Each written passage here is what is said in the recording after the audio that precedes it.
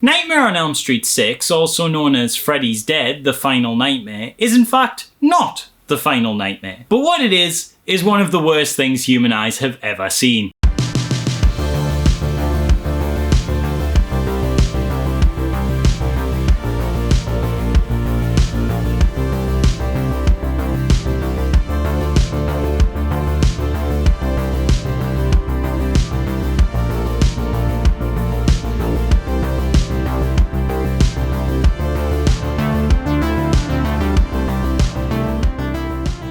You know, I'm going to repeat myself on this point later because, like an idiot, I wrote these out of order to how I plan to release them. I made a conscious decision with my channel a while back to gear towards more positive coverage of things. I always felt like celebrating stories in all of their formats was more my thing anyway than bagging on them. And often, I can find kind words to say about even the stuff I don't like. Nightmare 4, for example, I noted had its dips, but I could still weigh up its positives and talk about its impact on the franchise and pop culture as a whole. And even though Nightmare 5 was really quite lackluster, I like to think I was fairly kind to it wherever I could be. I don't really enjoy trashing on things, especially on Wholesome Halloween. This is a show of celebration, but I kinda caught myself in a hard place here by committing to doing the full original continuities of these series. Because while obviously these guys became icons for a reason, with some really genre-defining and incredible films in their run, there is unfortunately some turkeys along the way. And let me tell you,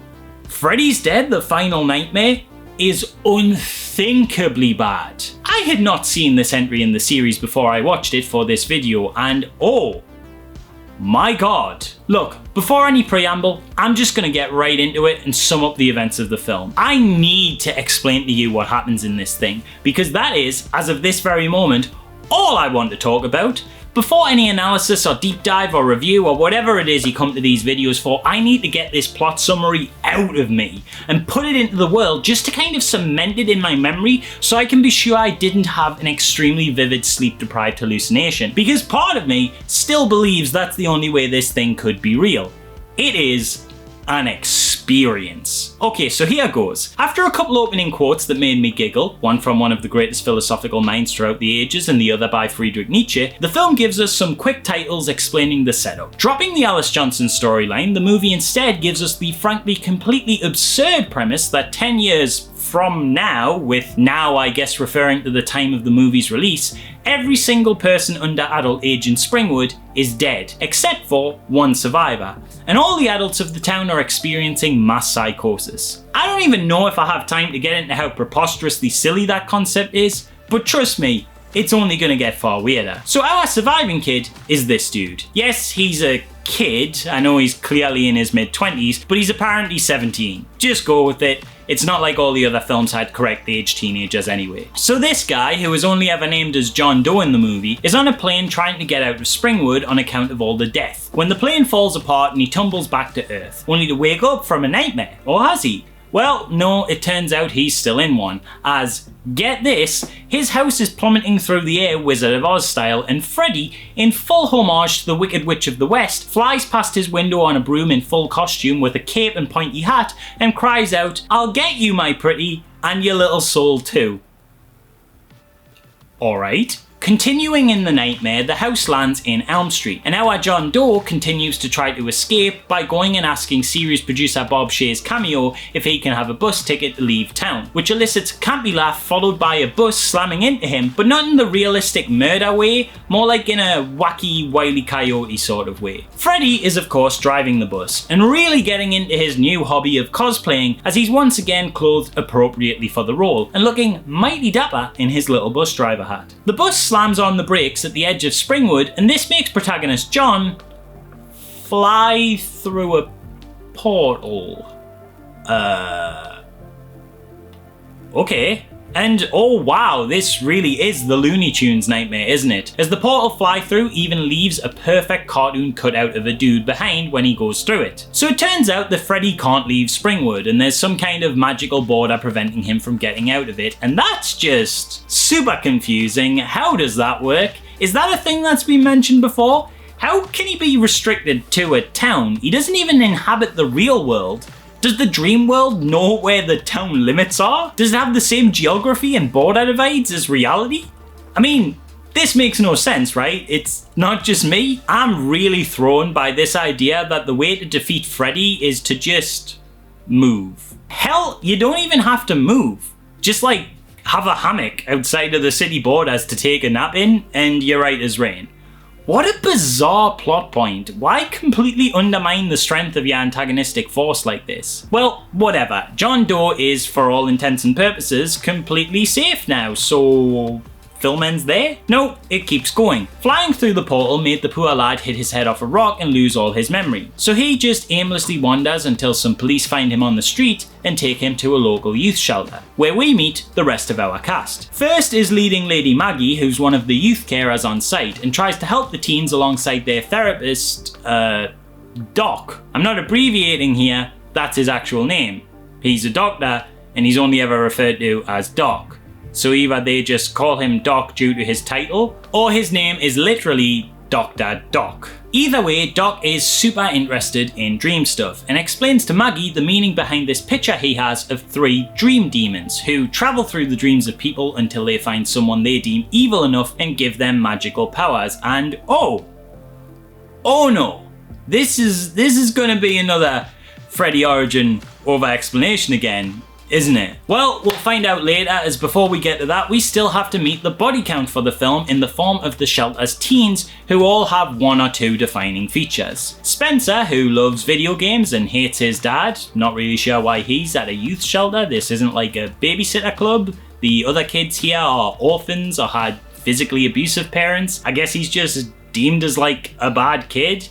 I don't know, I never really got this. Then there's Tracy, who is tough and abrasive, and Carlos, who I hate to define as being the deaf one, but other than his disability, we don't really get much of a sense of anything about him. I mean, I guess he's actually the most likable character, to be fair. He seems friendly or whatever, it's just that they make him being deaf so much of his defining feature that it even becomes the theme behind his killing, which is, a choice. Anyway, once John Doe comes in, Maggie tries her best to get to the bottom of what his story is, but he doesn't remember anything other than that he doesn't want to fall asleep. Maggie finds a newspaper clipping on his possession referencing a missing Kruger woman we later come to find out is Freddy's wife from when he was alive, and when she falls asleep it comes to life in this really cheesy effect. This brings us into a little dream sequence where we see a kid playing with her dad, but Maggie quickly wakes up. Wonder if that's important. John Doe also has some dreams about that same kid, and in these dreams he has a wander through the Elm Street house in actions his real life body imitates to hilarious effect. Jesus Christ, these VFX. The next day the two chat about this dream and Maggie is surprised to learn his featured the same little girl and is keen to understand more about this guy. At the suggestion of Doc, Maggie takes John Doe back to Springwood in the hopes that it will spark some memories. While going there, John hallucinates the little girl again and spins the van out of control trying not to hit her. This causes the other 3 teens, Tracy, Spencer and Carlos, to tumble out of the back of the van into the driver and passenger seat. They'd been planning to run away from the shelter and Spencer's dad and hid in the van thinking they could catch a ride out of town. Too close to Springwood to take the kids back now, Maggie just continues to drive there with all of them in tow. And when they get there, this already weird film takes an even weirder turn. I do not even know how to adequately articulate the town they stumble into,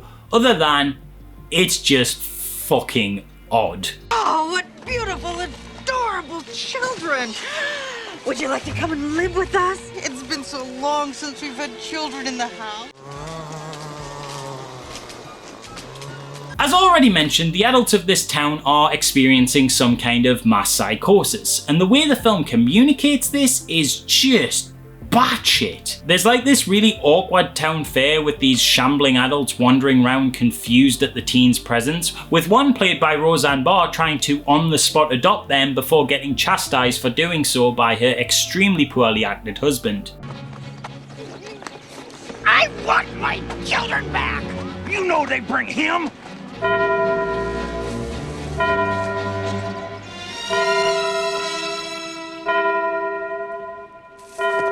see what you done did! A lot of people really chew the scenery in this movie. It's kind of a welcome addition for the most part when Freddy does it. Like, don't get me wrong, the whole approach to him going fully into this clownish persona isn't something I completely vibe with, but Englund has the acting chops to pull it off. The rest of the cast though? Oof. It's not just the extras who do this as well. John Doe has some really awkward and obnoxious lines throughout. And with him being such a major role, it totally takes you out of it. Especially when this scenery chewing crops up in scenes that feel otherwise meant to be serious. Free me, you idiot! I'm your fucking memory! Ugh. While wandering the town with these weird as hell inhabitants, the gang find that the phones don't work and they're seemingly unable to leave the town as driving around sees them looping the same roads and iconography no matter where they go, in a scene somewhat reminiscent of Nightmare 4's little dream loop sequence. They try to consult a map to get them out of their situation, but it just continues to unfold infinitely, creating this giant mass of paper that just tells Carlos he's screwed. Personal little anecdote interjection here. I first heard the line where Carlos says, "The map says we're fucked," way back before I'd even seen a Nightmare movie, when I played the Newgrounds Flash game, Escape from Elm Street, which as a kid, I remember being deeply atmospheric and terrifying, but now, hilariously, looking back at it as an adult seeking it out again after seeing this film, that photorealistic horror I remember is actually very Microsoft Paint Doodle-esque. I had completely forgotten about this, but I mention it now because there's a sequence in that game where you pick up a map in a shed, and it echoes this exact audio clip from the movie. The map says we're fucked.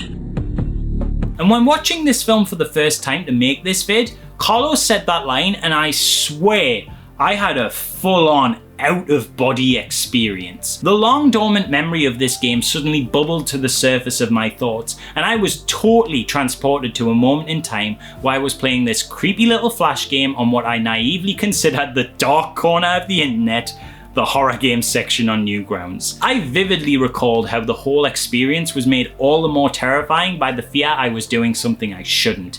Sneaking little sessions in on this creepy escape room game through a slow dial-up connection on a clunky big box computer while my mum was likely picking up a younger sibling from a late finisher karate or dance classes. This was baby's first steps into horror. It honestly felt like the ending of Ratatouille hearing this line again when the critic has the food that takes him back to his childhood. The second the sound of that line's vibrations met my ear, I was 10 years old again, tucked in the corner of my mom's room where the family computer was, hoping I wasn't on long enough that she'd notice it on the phone line bill, and silently praying to myself that I had enough time to escape Freddy and get closure on this little Pandora's box I had foolishly opened. I could only imagine where this line came from. I'd heard stories of the Freddy movies and I had this image in my head of these teens lost in the moonlight of the woods, panic in their voices, the map taunting them as the oppressive darkness crept in over the last night of their lives. Turns out I was way off in my assumptions and it's in this goofy as hell thing. Wild. All things said though, big fan of the sweary map. Thank you for the memories, my good friend. Moving on though, our main group of teen stowaways break into the old Elm Street house from previous films that previous protagonist Nancy used to live at to get some rest. And while exploring, Maggie and John split off and end up in a school, where we meet what might be the oddest sequence in this town, and that is saying something. As this horrendously scenery-chewing teacher rambles to an empty classroom about the history of Freddy while stood in front of a very confusing timeline of events that suggests things like him being sighted in Munich in 1933, aligning with the Saxons in 1066, and I think it's kind of implied that the historic Hiroshima and Nagasaki bombings of World War II were actually meant to kill Freddy and that Japanese civilians were not the main target. I mean, I guess that's what it means where it says on the chalkboard that the bombs failed. I mean, I don't know, but what the hell else could any of this madness mean? I told you this film was weird as shit. Oh, and just in case you think I'm over-exaggerating about the teacher's completely ridiculous delivery, here's a quick clip with the audio left in. Welcome to Freddy 101. 1493, Freddy sailed across the sea. This man is physically exhausting to watch. One important lesson they do learn from this weirdo though is that Freddy had a child. Because of course he has. Because that's just what slashers do when they run out of ideas. Invent these new familial links. It's like a go-to thing. Michael Myers and Jason both got a sister and became uncles as their franchises developed, so sod it. Why not give Freddy a kid? Back at the house, Carlos falls asleep and wakes up in the dream world to his extremely drawn out murder. The entirety of which, of course, revolves thematically around his hearing. Because he's deaf. Get it? First, we get a really skin-crawling moment where Freddy jams a large cotton swab into his ear way deeper than any one of those things should ever go. Then Freddy cuts off Carlos's ear and dances around behind him, making loads of noise, mocking the fact that he can't hear. Man, I know you're a child murderer, Freddy, but that's a dick move, dude. This whole scene then descends into a kind of pantomime act where Freddy gives Carlos a hearing aid that gives him super hearing and then proceeds to mess with him, each time upping the ante with a performative flair. First, he drops a pin, which Carlos catches, but more pins, this time too many to catch. And then we get him using his finger knives on a chalkboard, and Freddy just keeps messing around with this until it gets so loud Carlos's head literally explodes, giving us our first death in this slasher film a near 40 minutes into its runtime. And as an added bonus, he throws in this one-liner. Nice hearing from you, Carlos. Back in the real world, Tracy goes to check on Carlos and his body has disappeared? What? That's not how that works. That's not how that's ever worked. She asks Spencer if he's seen anything, but he's getting stoned in front of a TV, and because this film was written by cops apparently, this knocks him so silly he actually believes the broken television set is on. Back with Maggie and John, they encounter what feels like the 7 millionth weirdly loopy adult talking to kids who don't exist, because the whole Springwood section of this movie is painfully stretched out. While with this new oddball, they find a children's drawing which leads John to believe he's Freddy's kid, and that must be the reason he was the only survivor in Springwood. Tracy then pulls up in the van and brings Maggie and John back to the Elm Street house to help find Carlos, but by the time they get there, now Spencer is in danger, as he fell asleep getting stoned, and holy shit, Johnny Depp is in this movie. Yes, it's just in a cameo as a throwback to when he played Glenn in the original film in his first ever feature role, but in a post-Edward Scissorhands existence,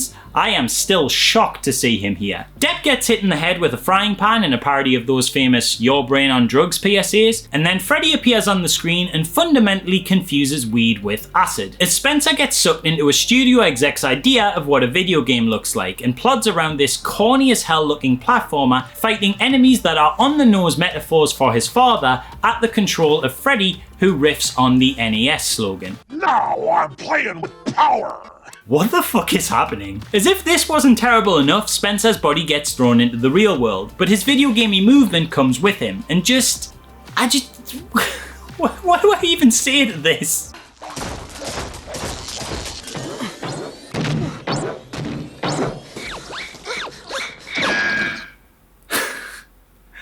I'm real tired, guys. John decides to try and save Spencer in his dreams and gets Tracy to knock him out, which causes him to disappear into a table, and then Tracy follows him into the dream world saying she just meditated there, and I'm sorry, but has anyone involved in the making of this film ever even seen a nightmare movie? This is not how any of this shit is supposed to work. Following this, John and Tracy get rid of Freddy's controller, but Freddy has a second backup option. Get out of here now, Tracy! Now. Hey, you forgot the power glove! Oh my god. I can't do this anymore.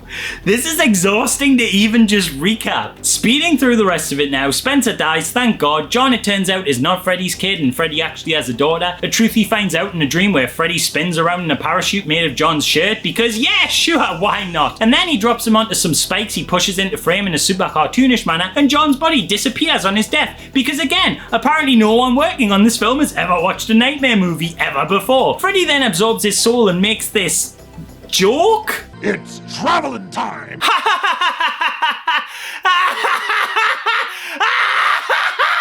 What?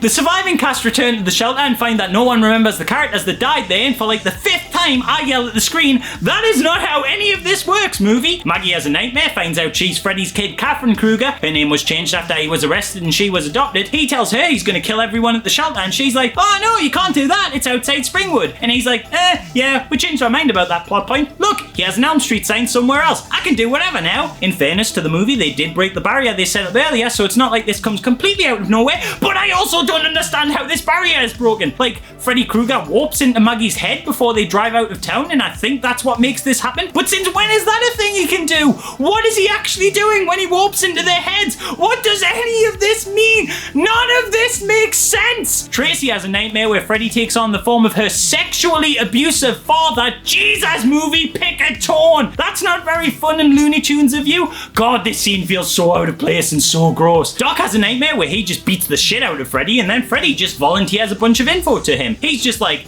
whatever, I can't die because the dream demons always bring me back. Yes, the dream demons are part of his whole shtick now. These weird claymation sperm with faces apparently gave him magic dream traveling powers. This is definitely what that character needed. This is fun. We're not jumping the shark here. This is exactly what I come to nightmare movies for. Overcomplicated mythology. Anyway, Doc comes to a conclusion of how to kill him, which is to just bring him into the real world in an exact repeat of the plot point from the ending of Nightmare 1. Leading Lady Maggie, or Catherine, or whatever you want to call her, gets Freddy fishing duty since she's his daughter and goes to sleep, but not before Doc gives her some 3D glasses that will allow her to enter Freddy's mind in the dream world. What? In a sea of baffling decisions, this one seemed the most random to me when I watched it, until I found out later that the final 20 minutes or so of this film was shot in 3D, and this part's the signal to their audience to put on the glasses now. I should have guessed from the film's immediate desire to obnoxiously throw things at your face the second the next scene starts, but watching the 2D version and not knowing about this, I just put it down to the film being weird again. Maggie then takes a trip through Freddy memory lane, and we get even more backstory to his already hugely over-explained origin. We find out he was bullied as a kid, that Alice Cooper was his foster dad and used to abuse him, that he murdered his wife, and that yes, magical sperm demons offered him dream immortality. Maggie pulls him out into the real world where they have a really sloppy looking fight. She eventually stabs him with his own glove, says Happy Father's Day, and explodes him with a pipe bomb. Sperm demons fly away. Maggie says Freddy's dead, so we can all point at the screen and go, "Ooh, she said the thing!" And then the film mercifully ends on a recapping montage of all of the better Nightmare movies. And that is Freddy's Dead. I don't know where to even begin with this one. There is a lot going on here. I think that's the longest plot summary I've ever had to give, and I skimmed most of it. Jesus Christ, man. Look, the 90s were a difficult period for slasher films, especially for those first 6 years before Scream came out and gave the genre the adrenaline boost it desperately needed. The big icons had dominated the scene for more or less over 10 years now. The rip-offs had come and gone, and that main lot were just lingering on, struggling to keep audiences interested after they'd already seen 4 or 5 or sometimes even 8 films in their franchises already. Bloody greedy ass Jason here hogging the screen with 1 a year. So knowing this, New Line Cinema thought it was time to move on. While they had built up their entire studio on the backs of Freddy, they'd gotten to a level now where they were putting out more frequent hits and creating other franchises. And so the decision was made that this would be it. Let's put out one final one and call it a day on our boy Frederick. They even had a public funeral for him before the film's release, which as far as marketing stunts go, is a pretty good one. Shame about the film though. This shark isn't just jumping, it's got wings, it's took off skyward, and it is never coming down. Director Rachel Talalay wanted to inject a bit more comedy in the movie after she felt the last one was a bit too grimdark in tone, and I have to say, I agree, Rachel. But there is such a thing as overcorrecting. If 5 was dark and bleak and that was a problem for the studio and audiences, I can see why it is we ended up with what we have here with 6. On paper, I can see how this maybe reads as the counterpunch to that movie's problems, but it goes way too far in the other direction. It goes beyond funny and into the realm of camp. Then it goes beyond camp and into the realm of trying too hard. And then it even goes past the realm of trying too hard and ends up feeling like they didn't try at all. I don't think that's true, of course. I'm betting that a lot of passion did in fact go into this one, because you can see in places that they were really going for something. It's just that they never quite hit that mark. There's tiny glimmers of, oh, okay, I think this is working, maybe. Like Robert Englund's little Looney Tunes fourth wall break with the spikes. I'm kind of on board with it. It's shot at the right angle for that humour, making the image look nice and flat like a cartoon, and Freddy's little "the things I gotta do" face as he mugs to the camera, it honestly works. Him on the broom making Wizard of Oz references? It's worth a chuckle. But fuck me, man, that video game scene. Jesus H. Christ. That's a challenging watch. Like, it is difficult to willingly sit through this. And then stuff like the gimmicky 3D sequence in the final section of the film, God, It is a chore. What do I even say about this one? It's difficult to even criticize because anything you have to say about it just all falls back to the same point. It just doesn't work. It frankly barely functions as a film. Its plotting is so incoherent, it feels more like a loosely connected series of sketches.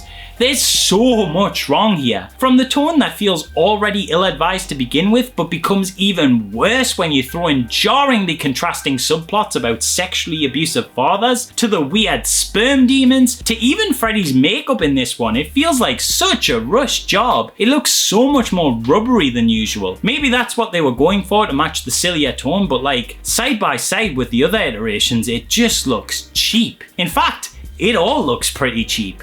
One thing even 5 had going for it is that it had some occasionally pretty decent practical effects, but besides maybe the nightmarish hearing aid in this one, everything just looks amateurish. The magical barrier smash, the climbing the keyed out stairs, the embarrassing video game sequence, it's proper rubbish. Trying to be nice to it, the best things I can say about the film are nothing to do with what happens in the actual movie. Firstly, it is cool to see Rachel Talalay, who has been working as a producer on the movies for a long time, get a shot in the director's chair. For all its messy faults, I kinda prefer it to 5 by comparison, because at least it's not boring, and watched with friends in joint astonishment, you can still get some kind of dopey value out of it. And thirdly, it sorta gave us Lord of the Rings. Actually, Peter Jackson was invited to write a script for the movie after they'd been impressed with his horror films, and he put together an, I think, honestly pretty cool concept that would have seen a Freddy who had fallen so far in the minds of the kids of Elm Street that they would take sleeping pills for fun just to beat on him. Eventually, he'd kill a kid by accident and the terror would start to creep in again. And there was a cool subplot about a character falling into a coma and being stuck in Freddy's dream world forever, which was a plot point the reboot even briefly revisited. While in the end he didn't get the job, it gave him a foot in the door with New Line Cinema, and he'd later use this connection to make what I consider one of the single greatest achievements in cinema ever. So that's cool. All in all though, I think calling it a mixed bag would be extremely generous. It's a proper disaster. The kind that comes around very, very rarely these days. Viewed alone, it is nigh on unwatchable. With friends, there is a small joy to be taken in basking in the amazing terribleness of it all, and to be fair, if this is what it takes to get us Lord of the Rings years down the line, I'd have watched 10 of them. On a similar note, its critical failure also somewhat led to Wes Craven being brought back for his much underrated Wes Craven's New Nightmare, which is of course the next movie on our to-do list. So please, subscribe to my Only Dans at the red button below and hit the bell for notifications so you don't miss that bad lad. And obviously, if you want to help a skeleton lad out with a like or a comment or even a Patreon subscription if you're feeling so inclined, that'll get you some cool exclusives, link in the description, it's all super appreciated. Anyway, I am thankfully all done now with Freddy's Dead for the day.